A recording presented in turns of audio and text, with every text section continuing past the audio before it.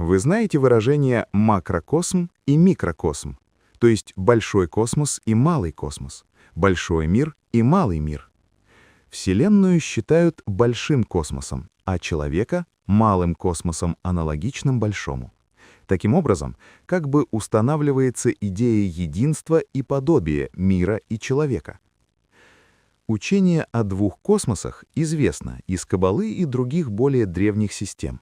Но это учение неполно, из него ничего нельзя почерпнуть, на нем ничего нельзя построить, потому что оно представляет собой всего-навсего кусочек, отколотый от гораздо более полного древнего эзотерического учения о космосах или мирах, включенных друг в друга и созданных по образу и подобию величайшего из них, который вмещает в себя все прочие.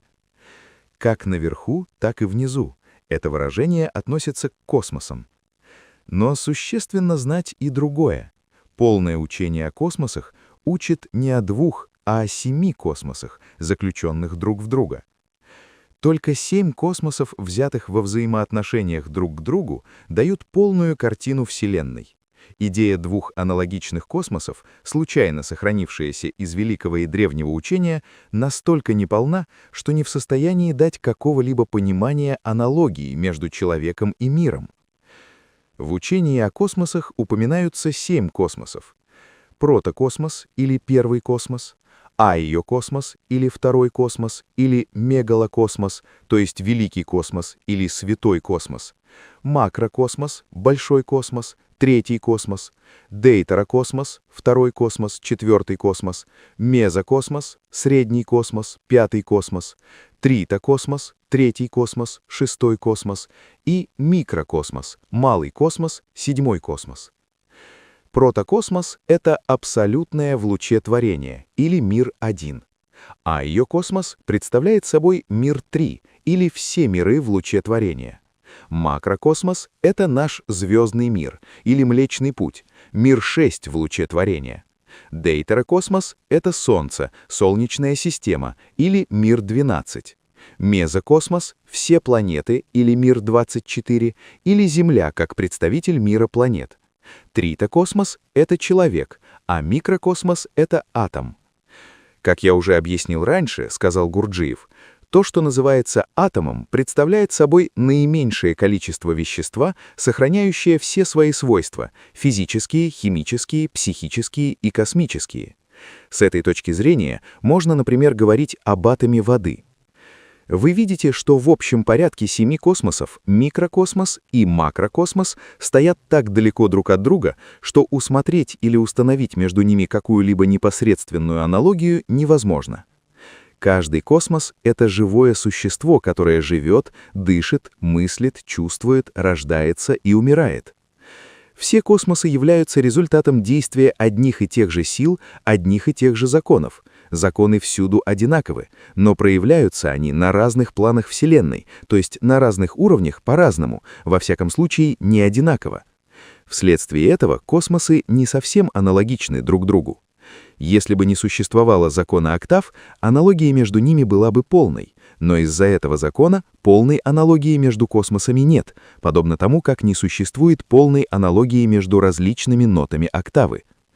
Но 3 космоса, взятые вместе, подобны и аналогичны любым другим 3. Условия действия законов на каждом плане, то есть в каждом космосе, определены 2 примыкающими к нему космосами. Один из них находится выше, а другой ниже.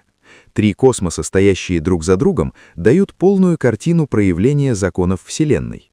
Один космос такой картины дать не может. Следовательно, чтобы знать один космос, необходимо знать 2 космоса, прилегающих к нему, один выше и один ниже, то есть один больший и один меньший.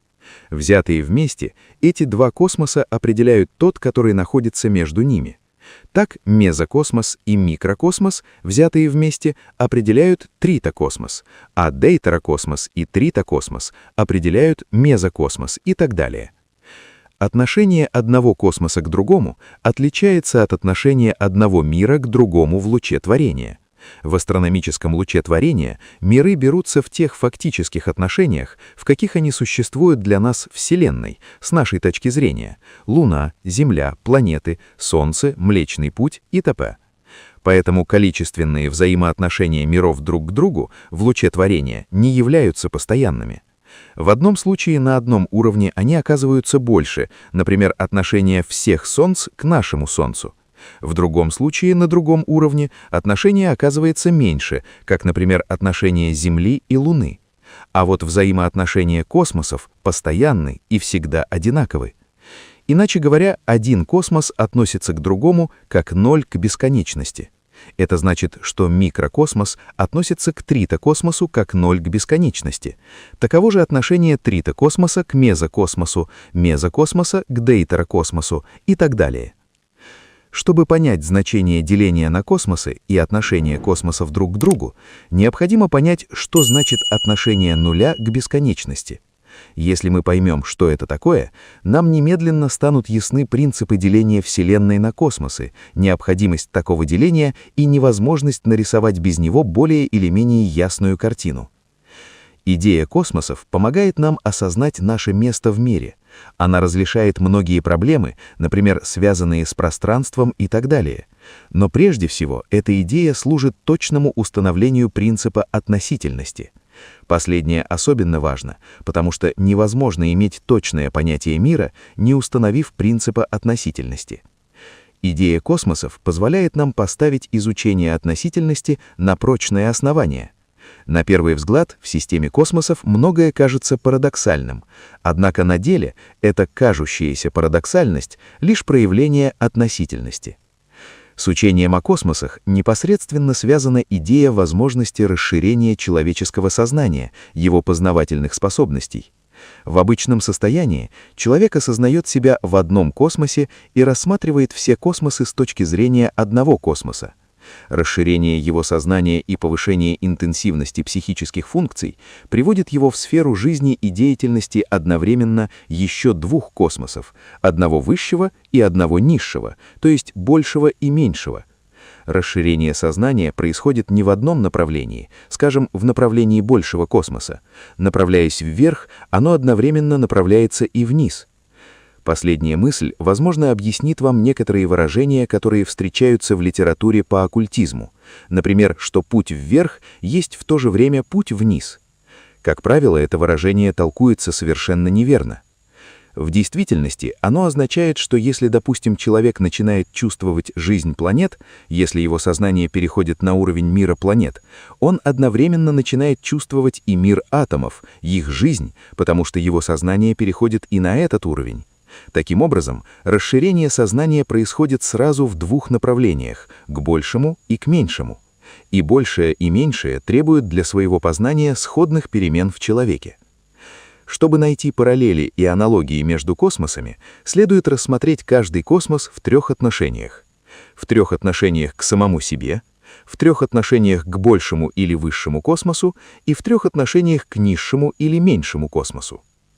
Проявление законов одного космоса в другом и составляет то, что мы называем чудом.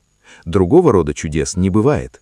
Чудо — это не нарушение законов и не явление, стоящее по ту сторону законов. Это явление, которое происходит в соответствии с законами другого космоса. Для нас эти законы непостижимы и неизвестны, поэтому они и воспринимаются как чудесные. Чтобы понять законы относительности, полезно рассмотреть жизнь и все явления одного космоса как бы из другого космоса, то есть рассмотреть их с точки зрения законов другого космоса. Все явления жизни одного космоса, рассматриваемые из другого космоса, принимают совершенно другой аспект, имеют иное значение, появляются много новых феноменов, а многие старые исчезают. В общем, это полностью меняет картину мира и вещей. Как уже было сказано, только идея космосов дает прочное основание для установления законов относительности. Подлинная наука и подлинная философия должны основываться на понимании законов относительности. Следовательно, можно сказать, что наука и философия в истинном смысле этих слов начинаются с идеи космосов. После этих слов и продолжительного молчания Гурджиев обратился ко мне и прибавил: «Попробуйте обсудить то, что я только что сказал, с точки зрения высших измерений». «Все, что вы сказали, — начал я, — несомненно относится к проблемам измерений, но прежде чем перейти к ним, я хотел бы выяснить один вопрос, который для меня не совсем ясен. То, что вы сказали о микрокосмосе, мы привыкли связывать с идеей человека. Это значит, что человек представляет в себе целый мир, аналогичный большому миру, макрокосмосу. Но вы даете человеку название тритокосмоса, то есть третьего космоса. Почему именно третьего? Первый — протокосмос, второй — Солнце, дейтерокосмос. Почему же человек — это третий космос? «Сейчас это трудно объяснить», — ответил Гурджиев. «Позднее вы все поймете». «Вы действительно хотите сказать, что понятие микрокосмоса неприменимо к человеку?» — спросил кто-то из присутствующих. «Да», — сказал Гурджиев. «Человек — это тритокосмос. Микрокосмос — это атом, или скорее...» Тут он остановился, как бы подыскивая слово. «Микроб». Но не останавливайтесь на этом вопросе, все будет объяснено позднее. Я упоминаю об этом потому, что впоследствии Гурджиев несколько изменил свою терминологию.